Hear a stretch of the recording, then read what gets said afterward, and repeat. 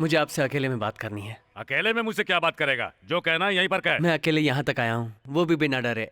आप क्यों डर रहे हैं? चल चल निकल सब यहाँ से, निकलो सब यहाँ से। मैं डर रहा हूँ। बोल क्या बोलना है तुझे? मिठाई में श्रेष्ठ है काजू कतरी और पदों में श्रेष्ठ है मंत्री, यही कहा था ना? आप एक बात जानते हैं? मेरी बात ध्यान से सुनना।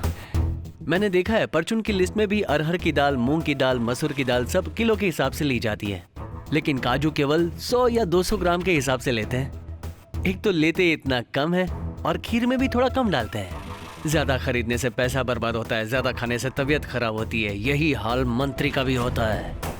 अगर मैंने बाजी पलट दी ना, या तो रोड पर खड़े होना पड़ेगा या फिर कोर्ट में। लोगों को हमेशा मैंने अपने पिताजी के पीछे खड़े हुए देखा है। आज पहली बार मैंने किसी को मेरे पिताजी के सामने खड़े होकर उन्हें चुनौती देते हुए देखा है, और उन्हें जान से मारने की धमकी देते हुए भी। सुनकर थोड़ा दुख हुआ। तुझे चुनौती देता हूँ, आज से 30 दिनों में अगर तूने मेरे बाप का सिर नहीं काटा तो मैं अपने परिवार के साथ तेरे पैरों में गिर जाऊंगा। अगर मैंने तेरा सिर नहीं काटा तो मेरे पिता तेरे पैरों में गिर जाएंगे। क्या बोला रे तू? तू मेरे पिता का सिर काटेगा तो मैं अपने परिवार के साथ तेरे सामने झुक जाऊंगा। अगर मैंने तेरा सिर नहीं काटा तो मेरे पिता तेरे पैरों में गिर जाएंगे। इसका मतलब है मैं तेरा सिर कंफर्म काटूंगा। मैं आज मंत्री हूँ रे, लेकिन तेरा बाप आज भी वही बिरजू पांडे है। चुनौती मंजूर है या नहीं? 30 दिनों में मैं तुम्हारे बाप का सर काट डालूंगा। देखते हैं कौन क्या करेगा। इसका मतलब है जैसे मेरे पिताजी ने कहा था वैसे शिवगंगा में जल्दी ही इलेक्शन फिर से होने वाले हैं। चलता हूँ। आपका दिन शुभ हो।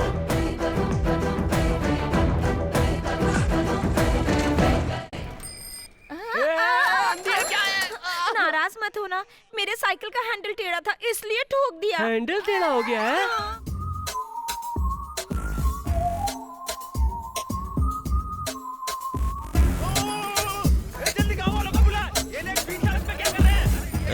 तू बीच सड़क पर लड़की को छेड़ रहा है, तेरी इतनी हिम्मत हो गई है? वो लड़की वहाँ खड़ी है, मैं उसकी साइकिल का हैंडल ऐसे सीधा कर रहा हूँ, इसमें क्या हो गया है? उसमें कुछ ज्यादा तो नहीं कर दिया? भागो यहाँ से। अरे इनसे कैसे बचूं?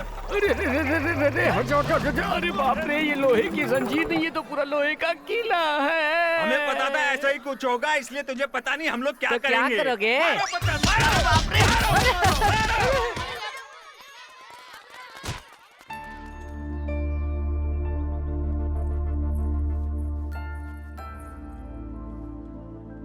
गणेश जी को देखकर हंस रहे हैं।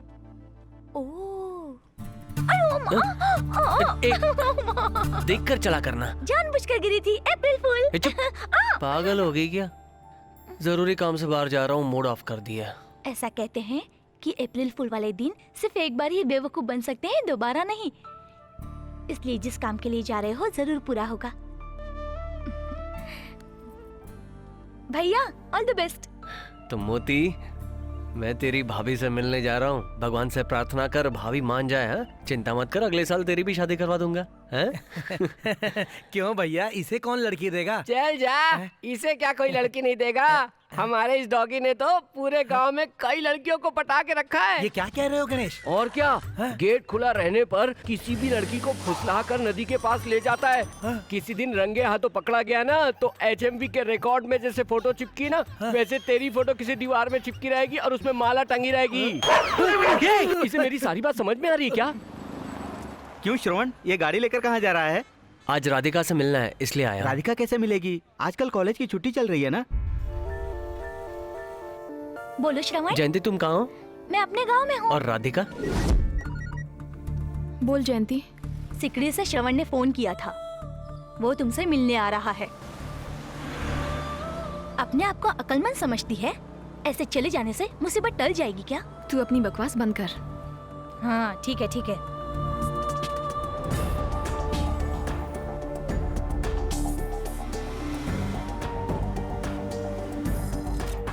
हेलो, सुन, जयंती और राधिका सिकरी आ रहे हैं, दोनों एक्सप्रेस में बैठे हैं। हाँ। मुझे उस बस के कंडक्टर का नंबर दे। अच्छा ठीक है भैया।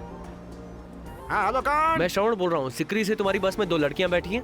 हाँ बैठी तो हैं। मैं रामगढ़ के पुल के पास इंतजार कर रहा हूँ, उन दोनों को नीचे उतार देना। ठीक है भाई।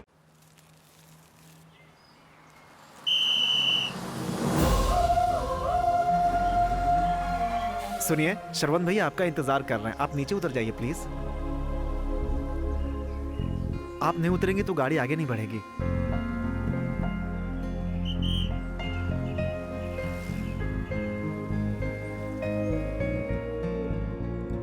यहाँ जबरदस्ती बुलाने के लिए माफ कर देना। जब तुम वापस सिकरी चली गई तो मैं समझ गया था कि तुम वाकई कश्मकश में हो। तुम्हारे मन में जो भी हो बता दो।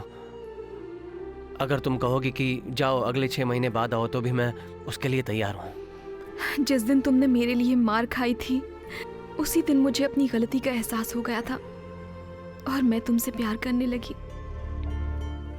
मैं खुद नहीं समझ पाई कि ये सब कैसे हो गया, लेकिन तुमने उस दिन कॉलेज में जब लोगों को मारा, उस दिन मेरे मन को बहुत चोट पहुंची। तुम्हारे पिता को इतने सारे लोगों के साथ तलवार लेकर आता देखकर मुझे और गुस्सा आया, मुझे नफरत सी होने लगी।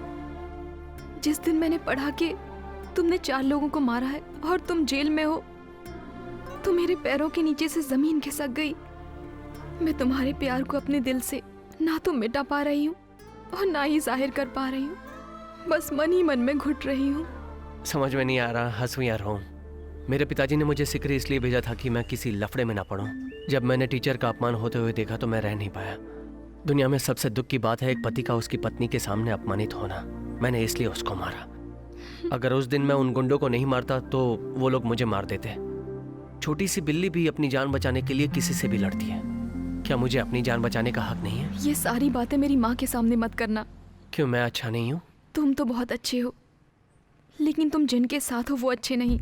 मैं कुछ समझा नहीं। अगर तुम सब कुछ छोड़कर आ जाओगे तो मैं तुम्हें अपना सब लूंगी। कुछ मतलब किसको? माता पिता को या अपनी बहन को छोड़ दूं? रिश्तेदारों को या अपने जन्म स्थान को या फिर अपने भगवान को जिसकी मैं प्रार्थना करता हूँ? किसे छोड़ने के लिए कह रही हो? अपने पिता को। मेरे पिताजी के बारे में कुछ मत कहना। तुम जानती हो वो कौन है? छोटी दुकानों पर मारपीट करके गांव के मेले में लड़ाई होने के बाद, नदी के पास मर्डर होने के बाद पुलिस ने 6 महीने तक छानबीन की और फिर उसे 5 साल की सजा होती है। उसके बाद उसका परिवार भूखा मरता है। तुम उनके बारे में क्या जानो? गांव में जब भी कोई छोटी मोटी लड़ाई होती है तो पिताजी उन्हें बुलाकर दोनों पक्षों को समझाकर दोनों को आपस में समझौता कराकर किसी के साथ भी अन्याय ना हो ऐसा न्याय करने वाले हैं मेरे पिताजी। तलवार उठाने वाला हर आदमी बुरा नहीं होता, ऐसी बात है तो वो सारे जाबाज सिपाही जिन्होंने आजादी के लिए तलवार उठाई गलत थे? दूसरों को मारना गलत होता है, खुद की सुरक्षा करना गलत नहीं होता। सुना है प्यार के लिए कुछ भी छोड़ देते हैं, लेकिन माता पिता को छोड़ने के लिए कहने वाली पहली लड़की तू ही होगी। एक साथ रहने को परिवार कहते हैं। जुदा होकर जीने का कोई मतलब नहीं होता। जैसे तुम्हें तुम्हारी माँ प्यारी है वैसे ही मुझे मेरे पिताजी जान से ज्यादा प्यारे हैं। तुझे प्यार करता हूँ इसलिए कुछ नहीं कर रहा हूँ। अगर यही बात किसी और ने की होती तो उसे काट के नदी में बहा देता। मुझे ना कहने के लिए तुमने दूसरा कोई कारण बताया होता तो मरते दम तक तुम्हें याद रखता, पर मुझसे दूर जाने के लिए मेरे पिता को कारण बताया, उसी पल मैं तुम्हें भूल गया।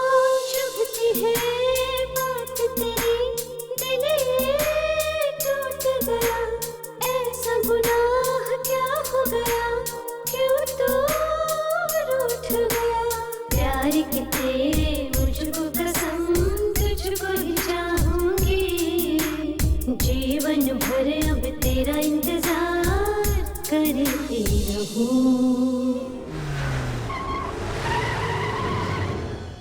राजकिशोर, दोस्त आओ, मैं तुम्हारा वेट कर रहा था। यहाँ शिवगंगा में अचानक मेरा ट्रांसफर हो गया, कोई खास वजह? एक छोटी सी समस्या है। मुझे करना क्या होगा? उस बिरजू पांडे को अरेस्ट करके एक दिन के लिए जेल में डाल दो। अपने आदमियों की मदद से मैं उसे वहीं खत्म कर दूंगा। जेल जाने से पहले 2 मिनट के लिए उसे मेरे घर पर लेकर आना। उसके गाल पर 2 थप्पड़ लगाऊंगा। वो किस लिए? बिल्कुल ऐसे ही उसने मुझे मारा था, इसीलिए। वो इस इलाके का नामी आदमी है, उसे ऐसे ही अरेस्ट नहीं कर सकते। एक काम करते हैं, सिकरी लक्ष्मी मंदिर के पास जाली नोट चलाते हुए हमने एक आदमी को अरेस्ट किया है। अरे क्या कर रहे हो साहब? उसने शिवगंगा के एक आदमी का नाम बताया। उसके पास 10,000 रुपए के जाली नोट हैं। वो केस मेरे पास आया है। मैंने उसको पूछताछ के दौरान मारा और उसने मुझे बिरजू पांडे का नाम बताया। शिवगंगा का ये बिरजू पांडे ही जाली नोटों का सरगना है, ऐसा हम कहेंगे, और उसके घर से 4 लाख के जाली नोट बरामद ये करें। आइडिया है कि हेलीकॉप्टर है, अक्ल के अंधे? उसके घर में जाली नोट कहाँ से आएगा बता? यहाँ तुम किस लिए हो? तुम एक मंत्री हो, इतने सारे आदमी हैं, तुम इतना सा काम भी नहीं कर सकते क्या? मजा आ गया तेरी बात सुन के। कहाँ था रे तू? कौन किसका पत्ता काटा? पता नहीं श्रवण। ठीक है, अभी आता हूँ। बोलिए सर। आपके घर शिव गंगा से डीएसपी के नेतृत्व में सर्च वारंट के साथ एक टीम आ रही है। इसकी वजह क्या है मुझे कुछ भी पता नहीं है। ये राजकिशोर का ही काम होगा, अपने पद का दुरुपयोग कर रहा है। ये अपने आप नहीं टूटा, तोड़ा गया है। हाँ श्रवण, श्रवण वहाँ देखो, चलो ऊपर चल के देखते हैं। कल रात को हमारे घर जरूर कोई आया था। कुछ लेकर तो नहीं गया है, मतलब कुछ रख कर गया है। सब जगह ढूंढने में आधा एक घंटा लगेगा, इतने में पुलिस आ जाएगी। आप एक काम कीजिए, घर बंद करके राइस मिल चले जाइए, आधे घंटे बाद आइएगा। ठीक है बेटा। देखना पूरा देख, इधर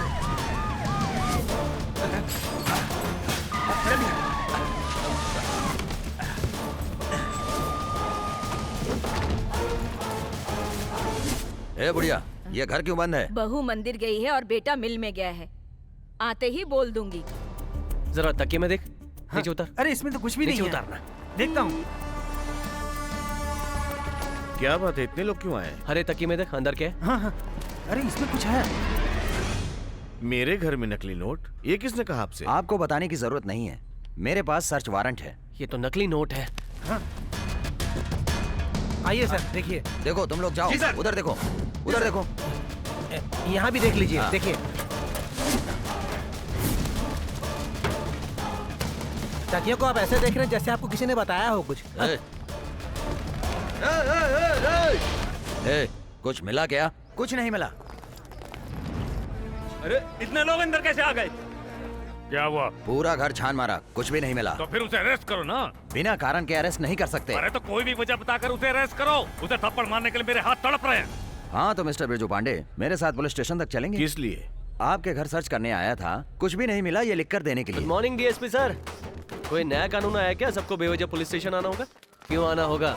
थोड़ा बहुत कानून मैं भी जानता हूँ। आपको माफीनामा लिख कर देना चाहिए कि आपको खोज के दौरान कुछ भी नहीं मिला, और यही कानून है। इन्हें अरेस्ट किए बिना मैं यहाँ से नहीं जाऊंगा। इम्पॉसिबल है सर, इन्हें अरेस्ट करके आप यहाँ से बाहर नहीं जा पाएंगे। अरेस्ट करना है, अरेस्ट करना है। कितनों को अरेस्ट करेंगे? सर। क्या किसी ने बोलकर भेजा है क्या? सब लोग वीडियो बना रहे हैं।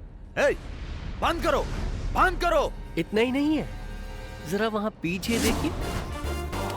इसमें क्या है पता है? जब से आप आए, बात की, अंदर गए, बाहर आए, आकर कहा कुछ भी नहीं है, फिर भी जबरदस्ती मेरे पिताजी को अरेस्ट करना चाहते हैं। ये सारी बातें इसमें रिकॉर्ड हो गई हैं। मैं आपका ये वीडियो सीएम साहब को फॉरवर्ड कर दूंगा, और बदले में आपको मैसेज आएगा, आपकी नौकरी चली गई। गले में कुछ अटक गया? आपका फोन बज रहा है। काम हो गया क्या? सारे गांव वाले यहाँ जुट गए हैं और सब लोग यहाँ वीडियो बना रहे हैं। मैं कुछ नहीं कर सकता। फिर मोबाइल संभल के जाइएगा डीएसपी साहब। हमारे गांव वालों का प्यार करने का तरीका पसंद आया कि नहीं?